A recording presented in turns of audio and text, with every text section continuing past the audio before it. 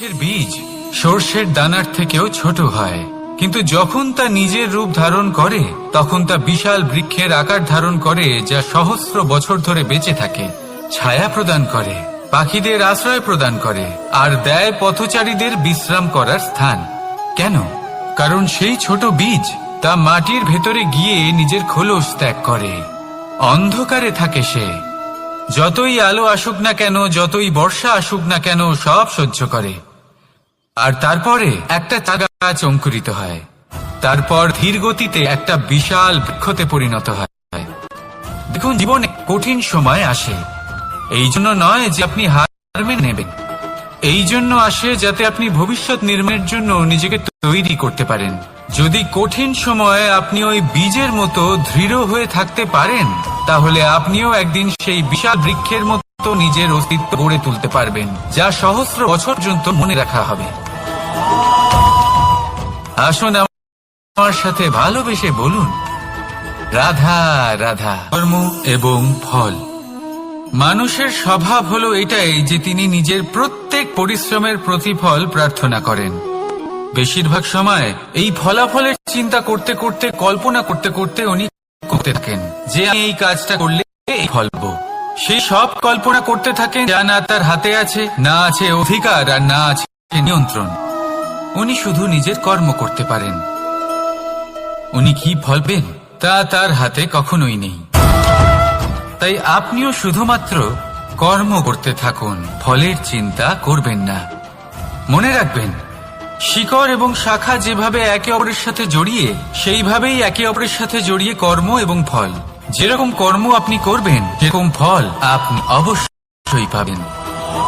তাই এই ফলের আশায় কর্মের সময় কখনোই নষ্ট করবেন না, কারণ যে ব্যক্তি সময় নষ্ট করেন, সময় সেই ব্যক্তিকে অবশ্যই নষ্ট করে দেয়।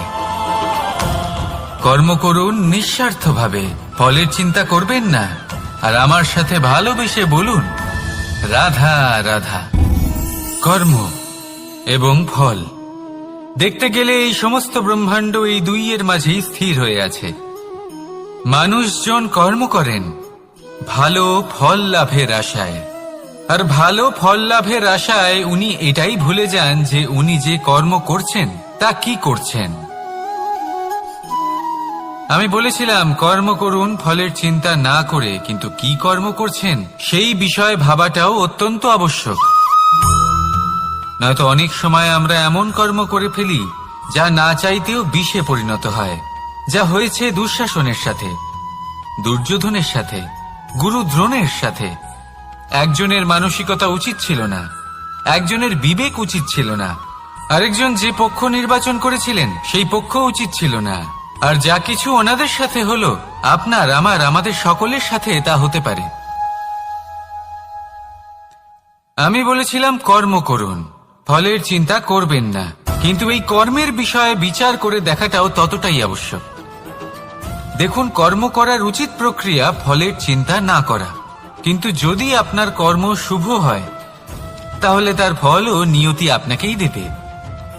সর্বদা কর্ম করার সময় এটা ভাবুন যে আপনার এই কর্ম এই সংসারকে, এই সমাজকে, আপনার পরিবারকে, আপনার আশেপাশের মানুষজনকে কোন দিশায় নিয়ে যাবে।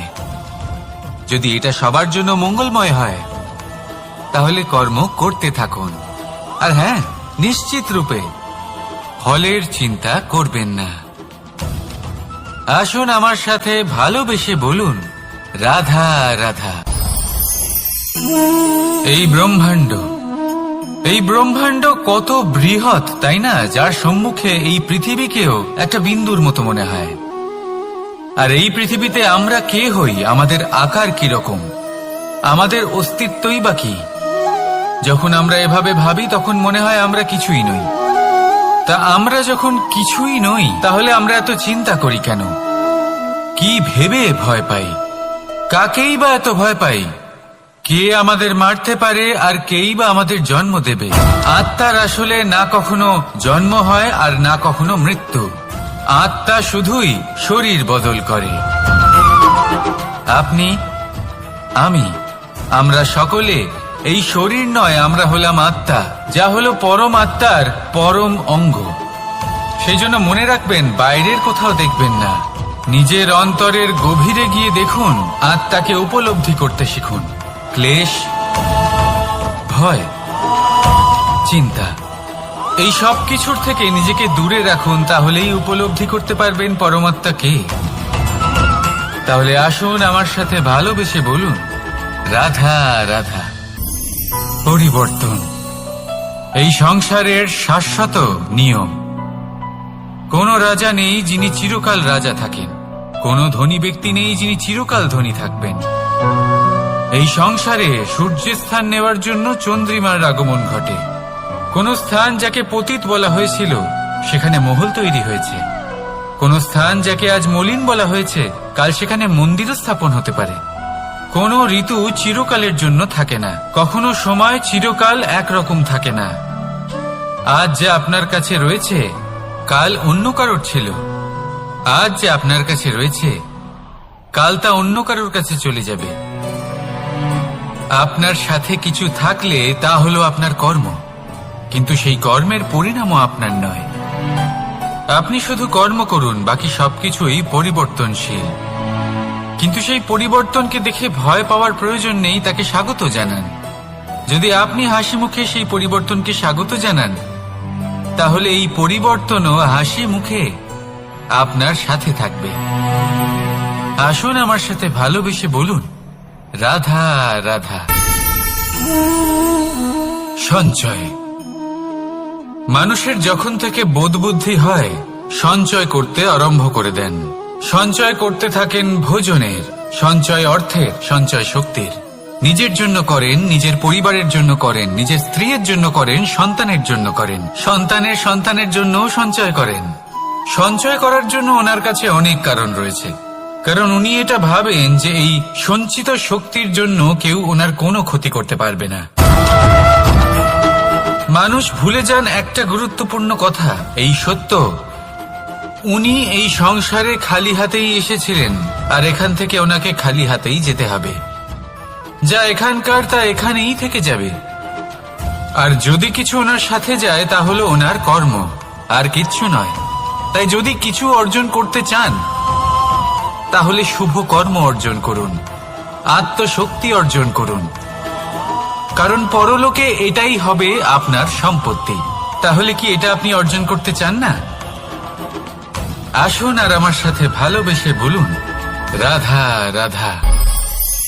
সদিচ্ছা দেখতে গেলে 3 অক্ষরে তৈরি এই শব্দ, কিন্তু সমস্ত ত্রিলোক তার উপরেই আধারিত। আপনি এই সংসারে এসেছেন, তখন অবশ্যই শ্বাস নেবেন, কিন্তু তার বদলে আপনাকে কিছু তো দিতেই হবে। আপনার উপর নির্ভর করছে আপনি কি দেবেন। কি দেবেন এই সংসারকে, এই সমাজকে, নিজের পরিবারকে, আর তার বদলে কি নেবেন। যশ, দুজনেই সমুদ্র পার করেছিলেন, শুধু পার্থক্য ছিল সদিচ্ছাকে বোঝার, লক্ষ্যের।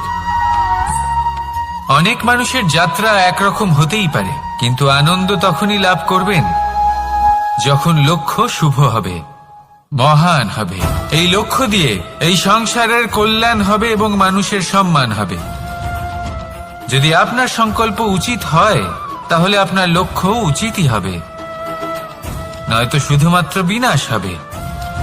আর উচিত এটাই হবে যে বিনাশের হাত থেকে যেন নিজেকে বাঁচানো যায়, কি বলেন? তাই জীবনে যে লক্ষ্য স্থির করছেন মনে রাখবেন তা যেন শুভ লক্ষ্য হয়। যদি এরকম হয় তাহলে আপনার যাত্রা, আপনার জীবন দুটোই শুভময় হবে। আসুন আর আমার সাথে ভালোবেসে বলুন, রাধা রাধা। সুরক্ষা এই সুরক্ষা আসলে কি? এটা কি কোনো কবচ নাকি কোনো সীমা? এই সুরক্ষা আসলে অন্য কিছু। আমাদের মাতা পিতা, আমাদের প্রিয়জন, আমাদের বন্ধু, এই সমাজ, আমাদের শুভাকাঙ্ক্ষী, আমাদের আত্মীয়, এনারা সবাই আমাদের জীবনে কোনো না কোনো ভাবে সুরক্ষা দিয়ে থাকেন, একটা কবচ দিয়ে থাকেন কোনো না কোনো রূপে। কিন্তু দেখতে গেলে আমাদের পরাক্রমের পথে, আমাদের বীরত্বের পথে, আমাদের সাহসের পথে এই সুরক্ষাই সব থেকে বড় বাধা হয়ে দাঁড়ায়। একবার ভেবে দেখুন, যদি আপনি কোনো সুরক্ষাই না পান, বা যদি আপনি এই সুরক্ষা ভেঙে বাইরে আসতে পারেন, তাহলে আপনার বীরত্ব চরম সীমায় পৌঁছে যায়। কেন? কারণ তখন আপনি জানেন যে এই সংসারের সম্মুখীন আমাদের নিজেদেরই হতে হবে। আপনি বুঝে যান যে শত্রুর সম্মুখীন এবার নিজের বলের দ্বারা, নিজের পরাক্রমের দ্বারা, নিজের সাহসের দ্বারা করতে হবে। আর তখন আমাদের মনের মধ্যে এই শক্তি জাগ্রত হয়। এই শক্তি অন্তরেই বসবাস করে। শুধু এটা চিনে নিতে হবে, একে জাগ্রত করতে হবে। আর এটা সুরক্ষা ভেঙে যাওয়ার পরেই সম্ভব হয়। আর যারা নিজের শক্তি সম্পর্কে জানেন, যিনি নিজেই জানেন তিনি কতটা শক্তিশালী, তিনি নিজেই নিজের সুরক্ষা কবচ চিরকালের মতো ভেঙে ফেলে দেন, ঠিক কর্ণের মতো। আর তারপরে দেখুন, আপনার পরাজয় হোক বা বিজয়ী হোক না কেন, সেটাই অনেক বড় হয়, সেটাই প্রশস্ত হয়ে থাকে। সেই জন্য ত্যাগ করুন নিজের ভয়কে, নিজের আশেপাশের এই সুরক্ষা চক্রকে ভেঙে ফেলুন। আর সম্মুখীন হন এই সংসারের নিজের শত্রু সম্মুখীন হন। পরাক্রমের এই অঙ্কুর, তা অঙ্কুরিত হওয়ার জন্য বীজের উপরের এই কবচ, এটা ভেঙে যাওয়া অতি আবশ্যক। আসুন আমার সাথে ভালোবেসে বলুন, রাধা রাধা। যখন আমরা হাঁটতে থাকি আর আমাদের পায়ে কাঁটা বিঁধে যায়, তখন মুখ দিয়ে আহ বেরিয়ে আসে, কান্না চলে আসে, আর অনেক সময় অভিশাপও বেরিয়ে আসে। কিন্তু আমরা কি কখনো এটা এইভাবে দেখেছি, এইভাবে ভেবেছি যে আমরা যে পথে চলেছি সেই পথে কাঁটা বিঁধেছে, নাকি আমরা সেই পথ নির্বাচন করেছি যাতে শুধুই কাঁটা রয়েছে? নাকি আমরা এভাবে ভেবে দেখেছি যে এই কাঁটা আমাদের কষ্ট দিতে এসেছে, নাকি এটা আমরাই বিছিয়ে রেখেছিলাম? সাবধান থাকা উচিত ছিল, কারণ কাঁটা বিঁধলে যন্ত্রণা হবে, চিৎকার করে ফেলতে পারি, মুখ থেকে অভিশাপও বেরিয়ে আসতে পারে। কিন্তু এই অভিশাপ শুধুমাত্র আমাদের তরফ থেকে অভিশাপ হয়, সামনের ব্যক্তিটির ওপরও নির্ভর করে। এবার সেই ব্যক্তি যদি এমন হয় যে ফুল আর কাঁটা এই দুই সমানভাবে গ্রহণ করতে পারে, তার কাছে অভিশাপও বরদানে পরিণত হয়। শেষ পর্যন্ত ব্যাপারটা দাঁড়ায় ভাবনা, চিন্তা, দৃষ্টিভঙ্গির ওপর। কারণ আপনার এই ভাবনাই সত্যি হয়ে সামনে আসে। সেই জন্য এই ভাবনা, চিন্তা, মানসিকতাকে গুরুত্ব সহকারে দেখবেন। এই বিবেচনা নিয়ে বিবেচনা করতে শিখুন। আমার কথার অর্থ হলো যে জীবনে যখন এরকম কিছু একটা ঘটবে, তখন ভেবে দেখুন যে এরকম কেন হলো। আপনি কি এমন কোনো কর্ম করেছিলেন যার কর্মফল এটা? এমন কোনো কাজ যা অনুচিত ছিল, অসত্য ছিল, যা অভদ্রতার কারণ ছিল? ভেবে দেখা প্রয়োজন। দেখুন, ইচ্ছে হলো আপনার যে আপনি কি করতে চান, ভাবনা আপনার, সত্য আপনার, জীবন আপনার, সিদ্ধান্ত আপনার। আসুন আর আমার সাথে ভালোবেসে বলুন, রাধা রাধা। সময়, এই সময় আসলে কি? এই সময় একটা সরল রেখা তো কখনোই নয়। সময় হলো একটা চক্র, যেখানে এর আদি সেখানেই হলো এর অন্ত, আর যেখানে তা শেষ হয় সেখান থেকেই তার শুরু হয়। এই সময় একটা অত্যন্ত বিচিত্র চিন্তা, বিচিত্র ভাবনা, একটা বিচিত্র বস্তু যা কেউ বুঝতে পারেন না। এই সময়ের লীলা, এর কোনো প্রমাণ নেই, কোনো জ্ঞান নেই, কোনো পরিমাপ নেই। শুধু এটুকু আমরা জানতে পারি, যেখানে শেষ হবে সেখান থেকে একটা নতুন সূচনাও হবে। যা আজ আপনার কাছে আছে, কাল অন্য কারোর কাছে যাবে, তারপরে তার কাছ থেকেও অন্য কারোর কাছে যাবে, তারপরে তার থেকেও ছিনিয়ে নেওয়া হবে। এই নিয়তির একজনের কাছ থেকে অন্যজনের কাছে আদান প্রদানের এই সময় হলো আপনার সময়। এই সময়ের সদ্ব্যবহার করুন, এই সময়কে বাঁচুন। আপনাকে শুধু এটাই সুনিশ্চিত করতে হবে যে আপনি কোন পক্ষে আছেন। আর সত্যি বলতে কি, আপনার জীবনের পরিণাম নির্ভর করে আপনার নির্বাচনের ওপর। আপনি কোন পক্ষ নির্বাচন করছেন।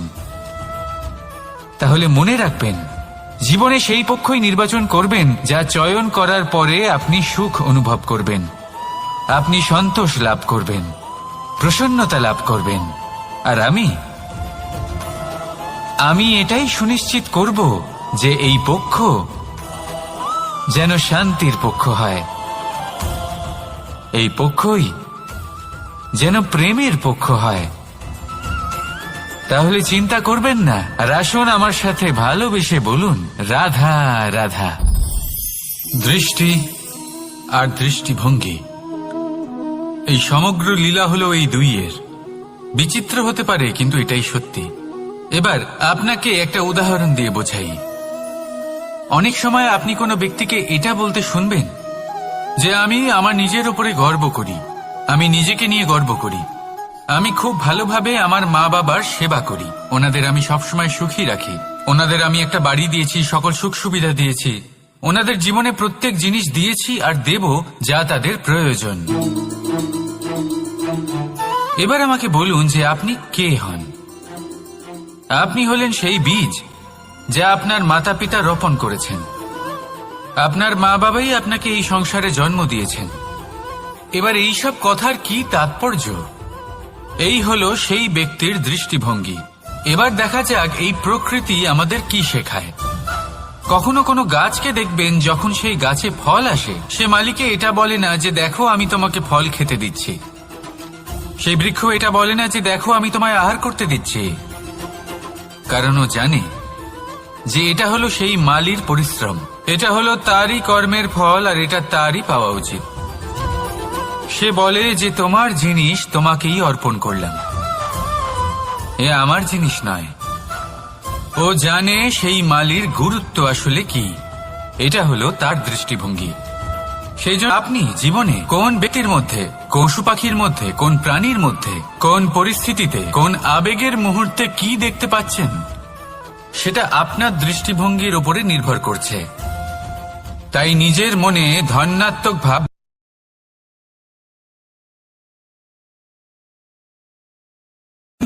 যা সত্য হয়ে আপনার সামনে আসে, তাহলে এই মানসিকতা শুভ করুন, সবার জন্য মঙ্গল কামনা করুন। অন্যের মনে আপনার জন্য ভালো চিন্তা থাকুক বা না থাকুক, আপনি সবার জন্য শুভ চিন্তা করে কর্ম করতে থাকুন, তাহলে আপনার সাথেও ভালোই হবে। তাহলে আসুন আর আমার সাথে ভালোবেসে বলুন, রাধা রাধা। সুখ আর অভিজ্ঞতা, এই দুই জীবনে একসাথে কখনোই আসে না। মনে রাখবেন, যেখানে সুখ থাকে সেখানে অভিজ্ঞতা থাকে না। আর যখন এই সুখ আমাদের জীবন থেকে দূরে চলে যায়, তখন আমাদের জীবনে আসে এই অভিজ্ঞতা।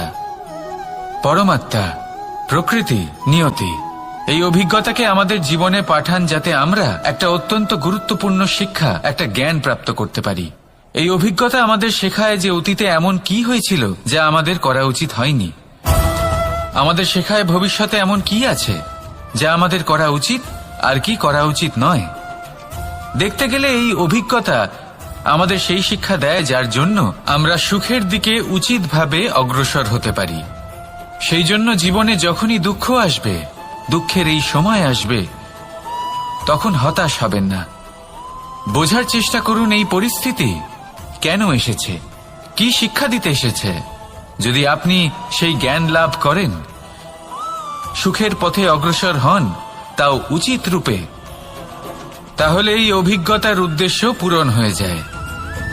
তাহলে আসুন আর আমার সাথে ভালোবেসে বলুন, রাধা রাধা। জীবনে শিখরে পৌঁছানোর জন্য মানুষের কি প্রয়োজন হয়ে থাকে?